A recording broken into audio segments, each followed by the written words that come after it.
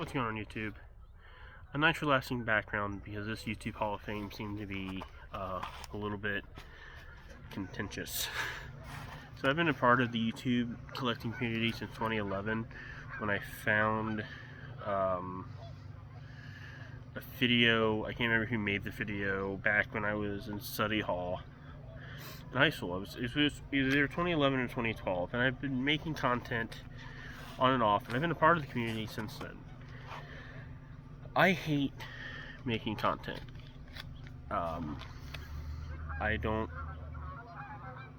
like it. I don't like putting myself out here. I'm an introverted person, so the idea of coming out here and making content and uploading it isn't my favorite thing. But I do it because I value this community. You know, in a lot of ways, the benchmarks in my life, YouTube have always been there. I remember watching YouTube videos while I was waiting for my high school sweetheart to get ready for the prom. I remember watching YouTube videos the morning I graduated high school. I remember watching YouTube videos the morning of my wedding. I remember watching YouTube videos while I was waiting for the birth of my first child.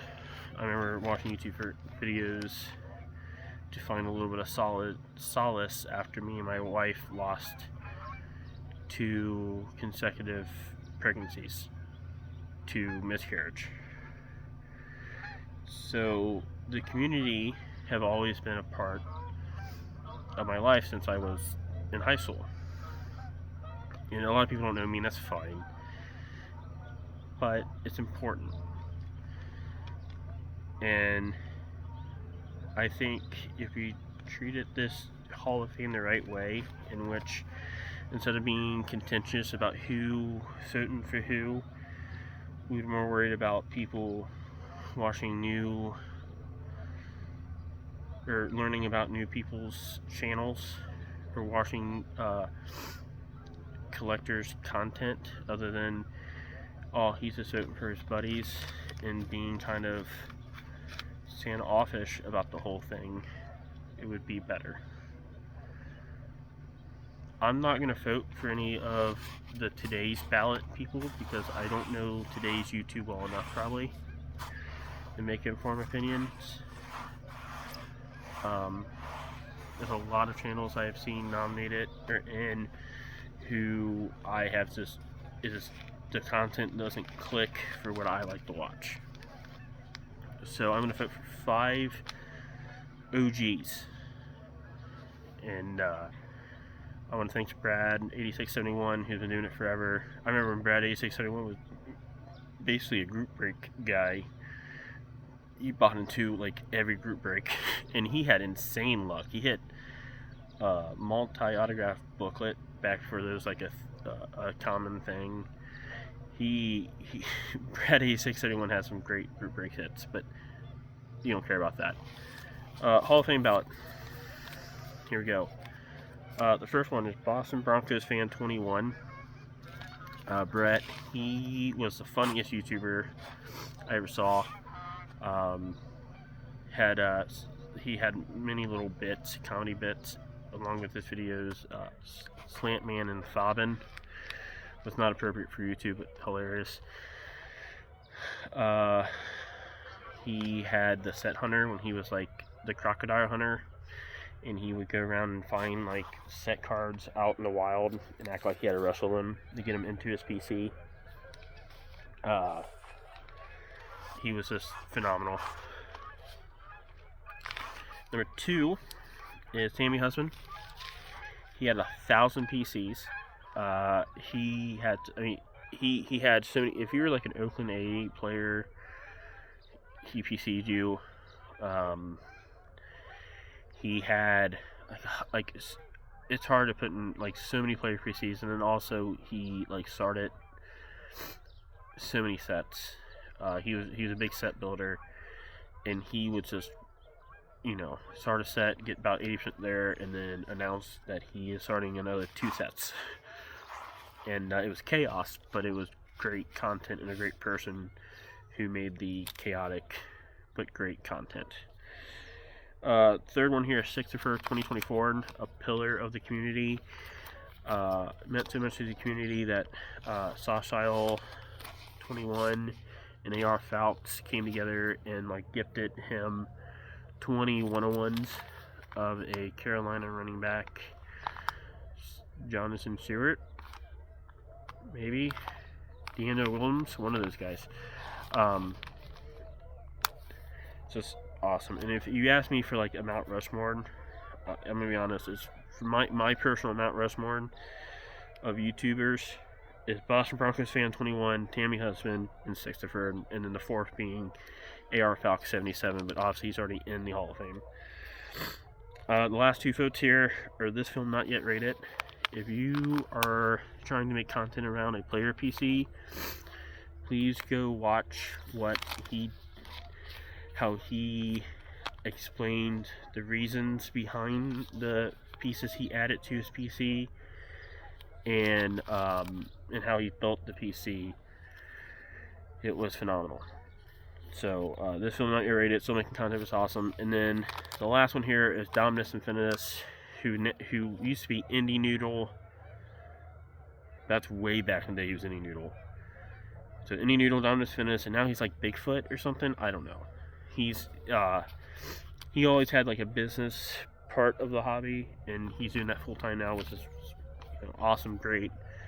God knows if I could stop driving forklifts on a dock every day and make money buying and selling cars, I probably would also do that. So no shade, but DominusInfinitus should be in the Hall of Fame. So go check out those channels. A lot of that content still really holds up today, especially if you want to just laugh with a dog going nuts somewhere. I'm at my me and my wife live on a lake. I figure it was so contentious. A nice lake view might calm the masses of this controversial YouTube Hall of Fame deal.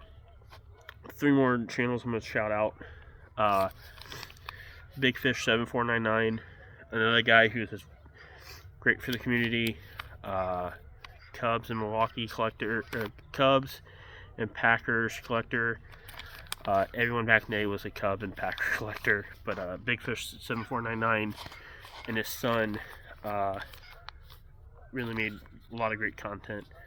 I always really look forward to a Big Fish video. Sankine Ford had an awesome Roger Clemens PC. He also had the worst camera quality of all time, but it was endearing. Also had some of the funkiest tasting music that was also endearing. That dog's very upset with me. Another honorable mention is a Raven fan 516, Eric. His bit was that he lived in his mom and dad's basement and he played with cardboard all day. If that wasn't true, Eric had a lot of things going for him. But it was a funny bit. Great collector, really funny dude. Had an awesome Topps Chrome.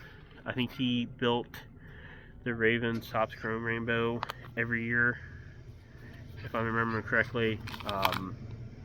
And especially the year they won the Super Bowl, he went all out. And I think he got everything done from the red to all the retail parallels through the base. So Raven fans 516. That's all I have written down. The man in Spokane, Ghost of Cephon. Two just phenomenal channels. Burkhead 8 is still making stuff, but he's gonna get in, so I didn't vote for Droy. He's from everything I've seen, he's gonna get in, deservedly so. So I'm not gonna, I'm gonna raise awareness for some other great YouTubers that are moved on from making videos. I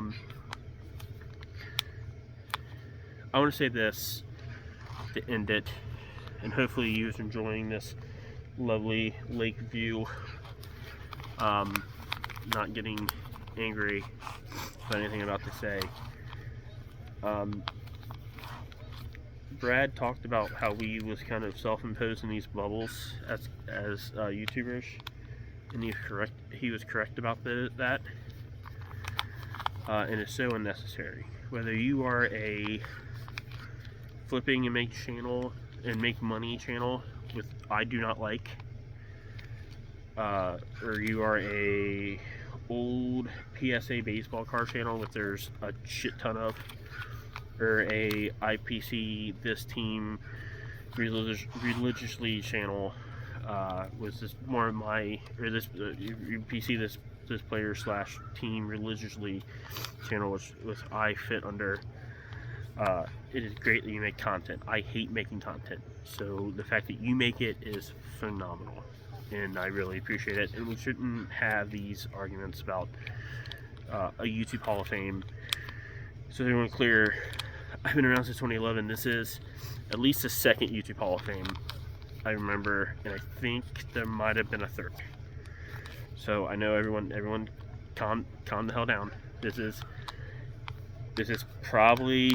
isn't the first YouTube Hall of Fame. If I had to guess, it probably won't be the last. Happy Friday.